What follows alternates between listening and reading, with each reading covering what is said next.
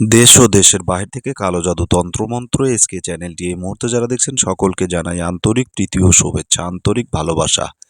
ভিডিওর শুরুতে জাতিগতভাবে প্রত্যেকটা মমিন মুসলমান ভাই বোনদেরকে জানাই সালাম, আসসালামু আলাইকুম। হিন্দু দাদা দিদির প্রতি আদাব, অন্যান্য সকল ধর্মের প্রতি আন্তরিক শুভেচ্ছা, আন্তরিক অভিনন্দন জানিয়ে আজকে আপনাদের সামনে যে ভিডিওটা নিয়ে উপস্থিত হলাম, এটা হচ্ছে মহাব্বতের একটি নকশা। এই নকশাটা অন্যান্য সকল নকশা থেকে আলাদা। এটা যদি সঠিক নিয়মে যদি আপনি লিখতে পারেন এবং এটা যদি সঠিকভাবে যদি প্রয়োগ করতে পারেন, কাজ করতে দেরি হবে, আপনার ফলাফল পেতে দেরি হবে না। কারণ যেহেতু এগুলো কুফরি কালাম, কুফরি নকশা, এই সমস্ত নকশা দিয়ে কাজ করতে দেরি, কাজ হতে দেরি হবে না। তো এই সমস্ত নকশা যখন আপনারা ব্যবহার করবেন, তখন আপনাকে অবশ্যই কাজটা করার পূর্বে আপনার নিজের শরীরটাকে বন্ধ করে নিতে হবে। এই নকশা দিয়ে কাজ করার পূর্বে আপনি একটি মন্ত্র পড়ে নেবেন। বিসমিল্লাহির রহমানির রহিম। হো মানে আল্লাহ, হো মানে রহিম, করিলাম হনুমান সাধন, নিজের শরীর বন্ধ করে অমুককে করিলাম কালী সাধন।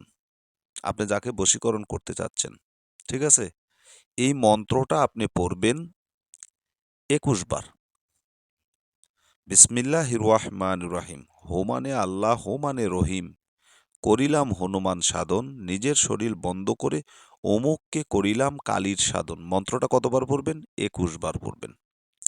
যারা সাধারণ মানুষ তারা ২১ বার পড়বেন, যারা তান্ত্রিক তারা ৭ বার পড়বেন, যারা ফকির তারা ৭ বার পড়বেন, ঠিক আছে? বেজোড়া সংখ্যায় পড়বেন, যত বেশি পড়তে পারেন তত ভালো। তো যাই হোক, এই মন্ত্রটা পড়ে নিজের শরীরে বুকে একটা ফুঁক দিবেন, ডান দিকে।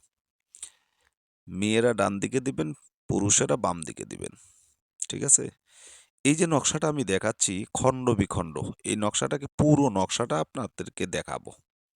তো এই নকশা দিয়ে আপনারা কিভাবে কাজ করবেন, এই নকশাটা কিভাবে লিখবেন, লেখার নিয়মগুলো কি, আমি সরাসরি কিতাব থেকে আপনাদেরকে, যেহেতু এটা গুরুবিদ্যা, গুরু রচিত একটি কিতাবের নকশা, তো এগুলো কিন্তু হাতে লেখা নকশা, ঠিক আছে? এগুলো কিন্তু হাতে লেখা নকশা কিতাবের। তো এগুলো গুরুমুখী বিদ্যা এবং গুরুবিদ্যা। তো এই বিদ্যাটা যখন আপনারা প্রয়োগ করবেন, তখন একটি কথা মনে রাখবেন, এগুলো কিন্তু খারাপ কাজের জন্য ব্যবহার করা যাবে না। মানে কারো সাথে শারীরিক সম্পর্ক করা বা এই ধরনের অনৈতিক যে কাজগুলো আছে সেগুলো করার জন্য কেউ এই সমস্ত নকশাকে ব্যবহার করবেন না, ভুলেও করবেন না। বিপদের সম্মুখীন হবেন। পরবর্তীতে আবার বলবেন যে, "গুরুজি এমন একটা নকশা দিল যেটা কাজ করে আমার সর্বনাশ হয়ে গেল। আমি তো শেষ হয়ে গেলাম, নিঃস্ব হয়ে গেলাম।" তখন আমাকে দোষ দিয়ে লাভ হবে না। আমি তো নিষেধ করলাম। আপনি যদি না মানেন, আমার করার কি আছে? আমার করার কি আছে? আপনাদেরকে নিষেধ করছি।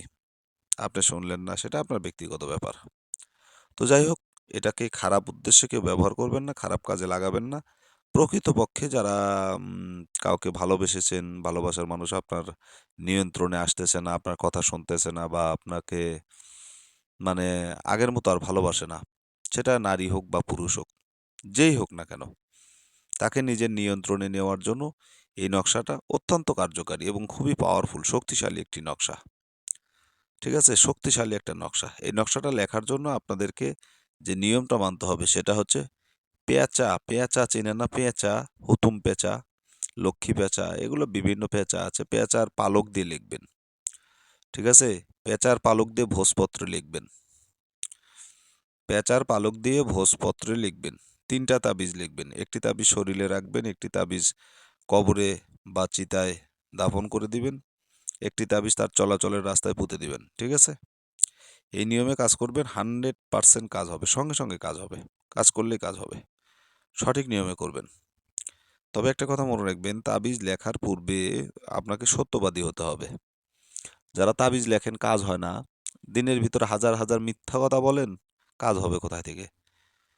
অশ্লীল ভাষা বলেন, হালাল রুজি সেবন খান না, হারাম পথে চলাফেরা করেন, তো আপনাদের কাজ হবে কিভাবে? এটা হচ্ছে পরিপূর্ণ নকশা। তো যে নিয়ম বলে দিলাম, এই নিয়মে কাজ করবেন, 100% কাজ হবে। ভালো থাকুন, সুস্থ থাকুন। আল্লাহ হাফেজ।